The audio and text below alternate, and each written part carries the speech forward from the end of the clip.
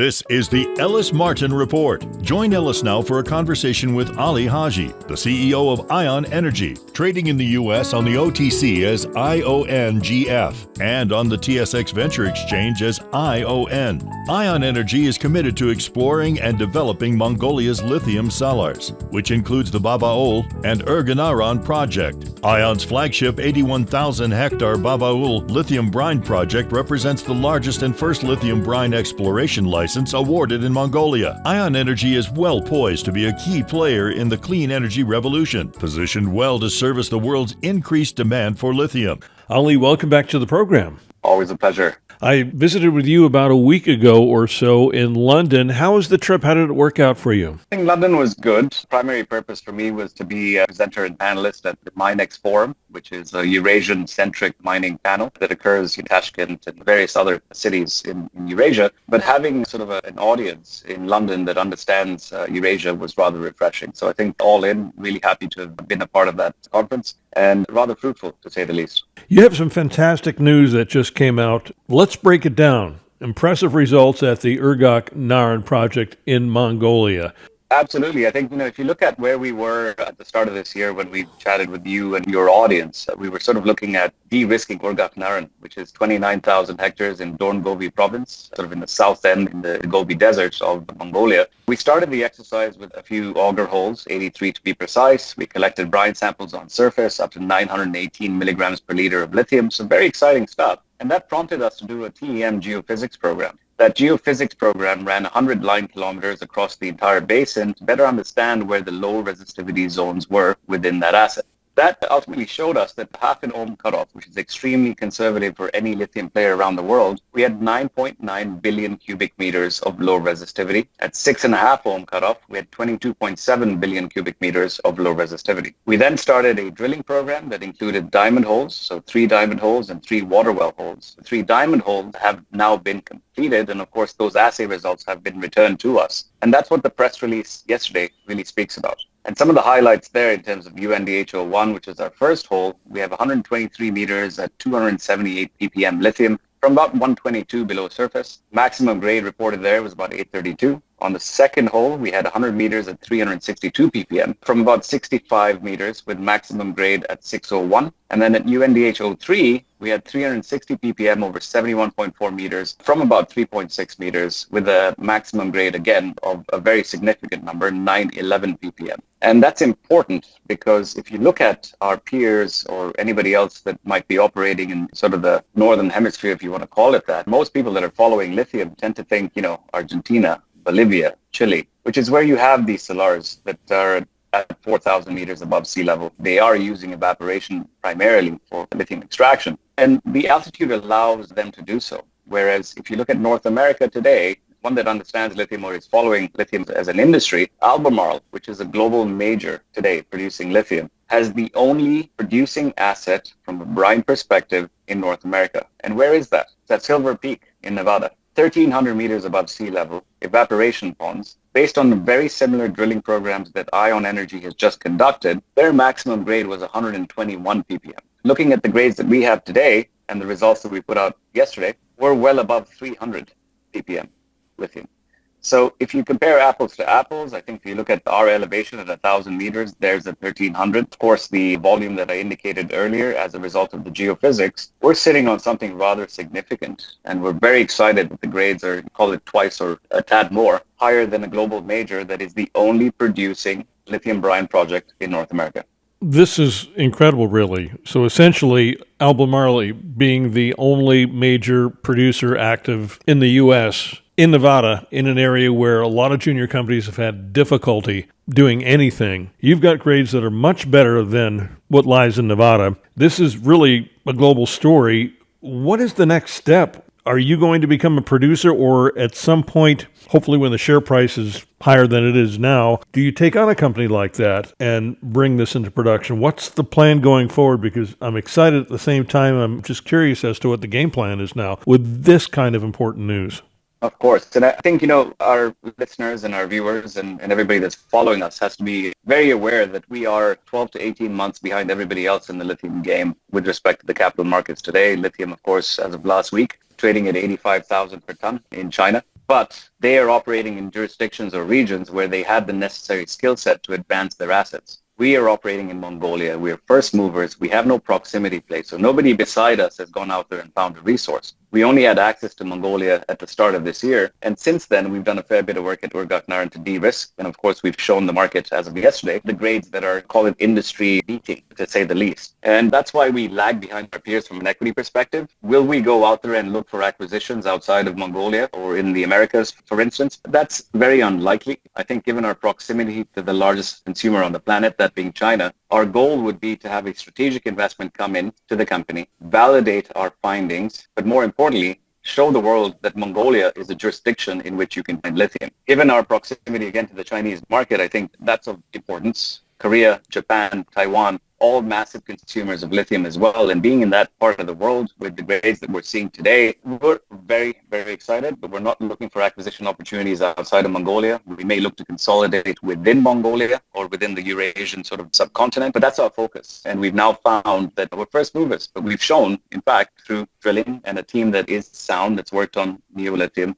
Lithium Americas and others, that this is a quality asset with significant scale that requires a tad bit more work. Well, I'm taking a look around the space right now, and I remember a company called Standard Lithium, which was a penny stock probably 3-4 years ago. They're trading around $5 now, and they're in the state of Arkansas in the U.S. And really, there aren't a lot of really strong stories in the lithium space to begin with. And being first movers in Mongolia, with the amount of traveling that you do around the world, and of course being on the air with us to get the story out, I would think with this kind of grade, which is significant in an area where you don't have the problems that you do with evaporation ponds in Nevada, that's just not going to happen outside Albemarle. I would think that there'd be even more interest in what you're doing, not just with the Chinese 15 miles from your border, but with Taiwan and Japan and Korea looking forward about 5 to 10 years, because it's not necessarily what's available now. It's the coming crunch for critical metals and minerals within the next 5, 10, 20 years, and the lack of, there's lithium everywhere, but it's just not economic. It's not doable. You have that. How do you attract that investment at this point that you need? We've been having conversations with various strategics, and they actually approached us well before we sort of wanted to have those conversations. We were an early stage company. I would say that Bavayol is the asset we went public on. We did a fair bit of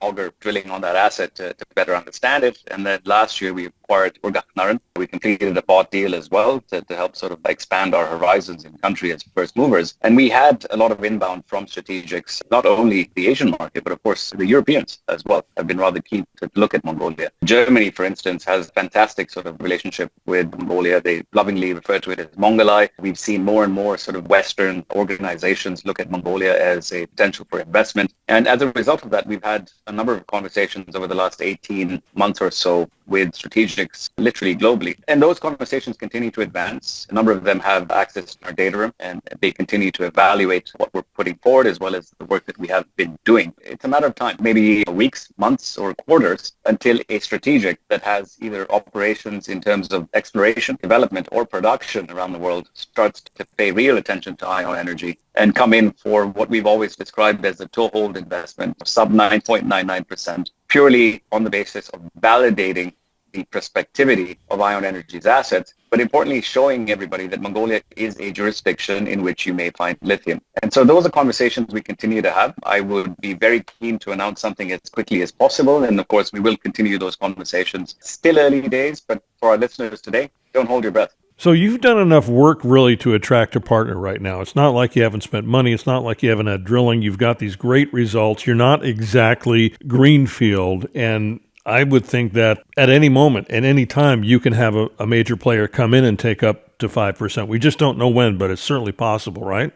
Correct. And those are conversations we continue to have as a company, as a board, as advisors. And I think, I'm not going to say it's imminent, but I think that's always been the path that the company's chosen to take. And those conversations continue. Around early March, we can expect the team to get out there and use the various equipment that we've acquired that is globally recognized for brine collection in terms of calculating average grade across the brine columns. But as you said, Martin, the results thus far are indicative of something that would garner the attention of various strategics and players that are global in nature. How many shares have you got outstanding right now? Just over 60 million shares outstanding today. So a rather tight cap table. There are a few warrants at 70 cents that expire at the end of 2023.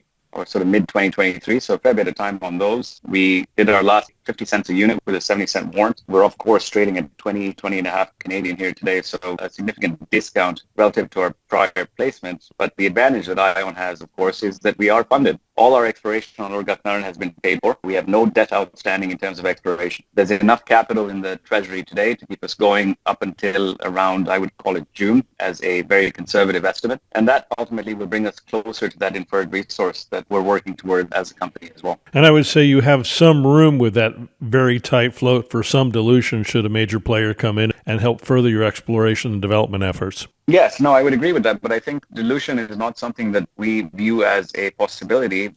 One, because management and insiders hold 25% of the company. We've invested heavily at every round, and we continue to be shareholders that are escrowed. We've never sold a share. We continue to buy on market. And the capital that we have on hand today will bring us to inferred resource. When you start looking at inferred resource and pull your relative comps, your valuation grows significantly. And I think that's where the strategics recognize the value, and they continue to have conversations with us. Any strategic that were to come into the company in terms of a private placement or otherwise, our terms are simple. You're coming in at a premium to the last placement, which was, of course, 50 cents a unit. You say you're 16 months to 18 months behind the curve compared to other projects around the world, but in Southeast Asia and in Asia in general, things can happen very, very fast there. You can catch up quickly, can't you? Yes, absolutely. So the reason we're behind everybody else in the market is, of course, the fact that we had no access to Mongolia until earlier this year. And Mongolia is a country in which we are movers in the lithium space. The last thing we wanted to do as an organization is spend shareholder capital on an exploration program that doesn't quite align with Argentina, Chile, or Bolivia, or Nevada, or Arkansas for that matter. Exploration program. This year, we went in hard and heavy. And as a result, everybody during the pandemic had the opportunity to advance their assets because they had the skill in country. ION did not. And now that we have access to country, we're accelerating our programs, and of course, call it from a greenfield asset earlier this year at Urgakh Naran. We are on track to produce inferred resource in the first half of 2023. I'll be looking forward to that. Ali, it's always a pleasure to visit with you. Thanks so much for joining me today in the program. We'll talk to you soon, I hope. Thanks, Martin. Ellis has been speaking with Ali Haji, CEO of ION Energy, trading in the U.S. on the OTC as IONGF and on the TSX Venture Exchange as ION. Learn more. Head to the company's website, ionenergy.ca. That's ionenergy.ca. This is the Ellis Martin Report.